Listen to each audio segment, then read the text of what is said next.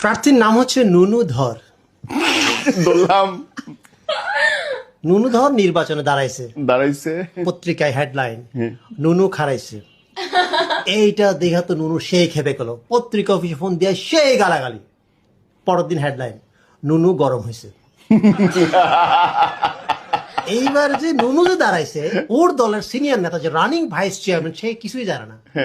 সাংবাদিকরা তার কাছে জিজ্ঞেস করার জন্য, তো বলছে নুনু আবার কবে খারালো, আমি তো টেরই পাইলাম না। একই এলাকায় একই পদে একই দলের একজন মহিলা ভাইস চেয়ারম্যান দাঁড়াইছে, এর আবার নুনুরে দেখতেই পারে না। মহিলারা বিক্ষোভ মিছিল আই সেই করে মহিলারা আবার সাংবাদিকদের কাছে ওর বিরুদ্ধে অনেক কথা বলছে। পরের দিন হেডলাইন, মহিলাদের সন্তুষ্ট করতে পারেনি নুনু। সাংবাদিক থেকে সাবধান।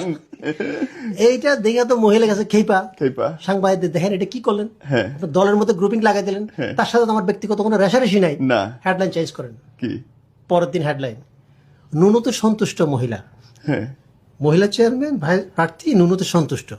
এখন দেখা গেছে কি এটা লিয়ে আরেক গেঞ্জাম লেগে গেছে। দেখা গেছে দুজনের মধ্যে তো গ্রুপিং চলতেছে, দলের থেকে একটা বড় নেতাকে পাঠানো হয়েছে এই ঝামেলা মিটমাট করার জন্য।